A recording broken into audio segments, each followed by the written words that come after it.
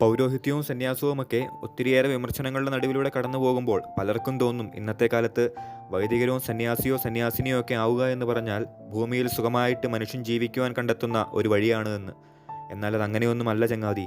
ഒരുവൻ സന്യാസ ജീവിതമോ വൈദിക ജീവിതമോ തിരഞ്ഞെടുക്കുന്നത് മറ്റു സാധ്യതകളില്ലാത്തത് കൊണ്ടല്ല, മറിച്ച് ദിനം പ്രതി ഉയർന്നു വരുന്ന വെല്ലുവിളികളുടെയും വിമർശനങ്ങളുടെയും നടുവിലും സ്വന്തം ജീവനെ പോലും വെല്ലുവിളിയാക്കിക്കൊണ്ട് മറ്റൊരു ക്രിസ്തുവായി സ്നേഹത്തിനും സേവനത്തിനും വേണ്ടി ജീവിച്ച് ദൈവത്തിങ്കിലേക്ക് അനേകരെ എത്തിക്കുവാനാണ്.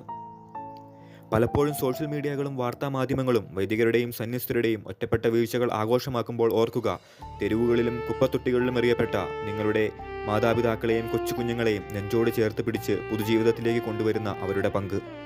സ്വന്തം ആഗ്രഹങ്ങളും ഇഷ്ടങ്ങളും വേണ്ടെന്ന് വെച്ച് ക്രിസ്തുവിന് വേണ്ടി മരിക്കുവാൻ പോലും സന്നദ്ധരായി ഓരോ പുരോഹിതനും സന്യാസിനികളും സമൂഹ മധ്യത്തിലേക്ക് ഇറങ്ങി വരുമ്പോൾ കുത്തുവാക്കുകൾ പറയുന്നവരും ചെളിവാരി എറിയുന്നവരും അത് തുടർന്നുകൊള്ളുക. ആരും നിങ്ങളെ തടയില്ല. ചെയ്യാത്ത കുറ്റങ്ങൾക്ക് കിട്ടുന്ന ശിക്ഷകൾക്കും പീഡനങ്ങൾക്കും അതേ നാണയത്തിൽ ഉത്തരം നൽകാൻ അറിയാത്തതുകൊണ്ടല്ല, മറിച്ച് ഇറങ്ങിത്തിരിച്ചത് രാജാതിരാജനായിരുന്നിട്ടും മനുഷ്യരക്ഷയ്ക്കായി കുരിശിൽ മരിച്ച് 3-ാം ദിവസം വിജയത്തോട് ഉയർത്തെഴുന്നേറ്റ ക്രിസ്തുവിനെ കണ്ടിട്ടാണ്. അവൻ്റെ വഴി സ്നേഹത്തിൻ്റെയും ക്ഷമയുടേതുമായിരുന്നു, അല്ലാതെ പീഡനത്തിൻ്റെയും വിദ്വേഷത്തിൻ്റെതുമല്ല. അതുകൊണ്ട് നിങ്ങൾ ഇനിയും വൈദികരുടെയും സന്യസ്തരുടെയും വീഴ്ചകൾ ആഘോഷിക്കുക, കുറ്റപ്പെടുത്തുക, കഴിയുന്നത്ര ചെളിവാരി എറിയുക, തകർക്കാൻ ശ്രമിക്കുന്നവർ അതും ശ്രമിച്ചുകൊള്ളുക. എങ്കിലും ഓർക്കുക, ഒരു ശക്തിക്കും അതിനെ നശിപ്പിക്കാൻ കഴിയില്ല. കാരണം അവൻ്റെ അനുയായികൾ വെറും 12 പേരിൽ തുടങ്ങിയതാണ് ചങ്ങാതി. ഇന്ന് ലോകം അതിനെ തകർക്കാൻ ശ്രമിക്കുന്നുണ്ടെങ്കിൽ ഓർക്കുക, പലരും അതിനെ ഭയക്കാൻ തുടങ്ങിയിരിക്കുന്നു. അവരുടെ ജീവിതം മറ്റുള്ളവരെ ആകർഷിക്കാൻ തുടങ്ങിയിരിക്കുന്നു. ക്രിസ്തുവിനെ അനുഗമിക്കുന്നവരെ നിങ്ങൾ എന്തും വിളിച്ചുകൊള്ളുക, ഭ്രാന്തനെന്നോ മണ്ടനെന്നോ എന്തു വേണമെങ്കിലും.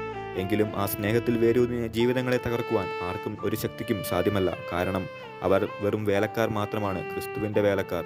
യജമാനൻ ക്രിസ്തുവാണ്, അവൻ മാത്രം.